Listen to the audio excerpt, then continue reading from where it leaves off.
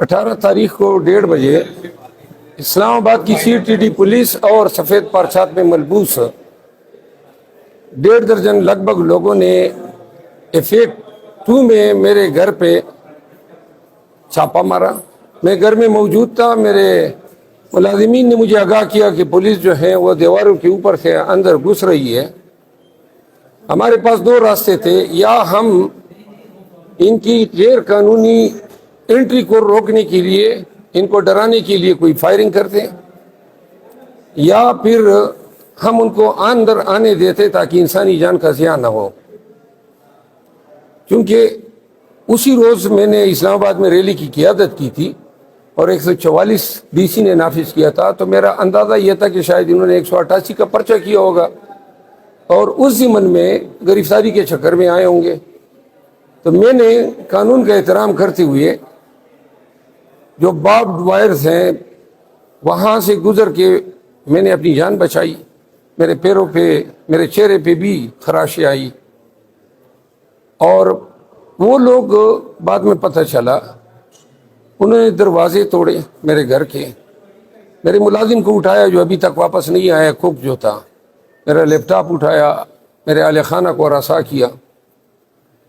मैं supreme court of Pakistan का वकील हूँ, इस्लामाबाद जैसे शहर में रहता हूँ और पोस्ट सेक्टर में MNA इलेक्ट हूँ, और मेरे साथ इस तरह का रवैया, अगर ये सूरत हाल हैं, आम शहरियों की क्या दास्तानें होंगी। आज मैंने फाजिल जस्टिस मोहसिन अख्तर कियानी साहब को मिसिंग पर्सन केस में ये आगाह किया, क्योंकि मेरा कुक भी एक मिसिंग पर्सन है, और जस्टिस साहब सुन के बड़े उनको शॉक हुआ। उन्होंने बासपुर्स की सेक्रेटरी इंटीरियर से अटॉर्नी जनरल ने यकीन दिलाने की कोशिश की कि इस केस में IG और SSP CTD को बुला के उनसे बासपुर्स होगी।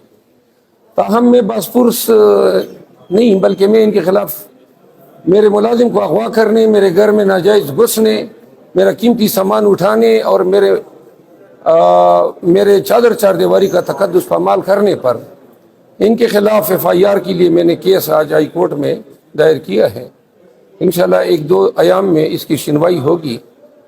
जब तक IG इस्लामाबाद और SSP CTD को हथकड़ियाँ लगा के अडियाला जेल नहीं भेजा जाता, इस्लामाबाद में ये जराइम पेशा कर रवैयाँ जो पुलिस कर रही है ये रुकने वाली नहीं है। मेरे ख्याल में अदालत ने आज इंदिया तो दे दिया है कि IG इस्लामाबाद, जी हाँ, मेरे केस में उन्होंने कहा कि पर्चे इन पे ही होंगे, लिहाजा अब मैं इन पे पर्चा भी करूँगा। और मैं अदालत को मैंने बता भी दिया कि अगर आइंदा इस तरह ये डाकुओं की, क्योंकि ये जब आए थे तो सब ने मास्क पहने हुए थे, अपने चेहरे छुपाते हैं, मुसल्लह लोग होते हैं, बच्चों को डराते हैं, तो आइंदा हम अगर बगैर किसी वारंट के रात को आएंगे, ये रात को इसलिए आते हैं कि ये अगवा करना चाहते हैं, ये कोई कार्रवाई नहीं करना चाहते हैं, और अगर ये इस तरह करेंगे तो हम हक खुद हिफाजती एक्सरसाइज करेंगे। घर में घुसने वाले किसी शख्स को रात के बाद कोई इजाज़त नहीं है, न वो घुस सकता है।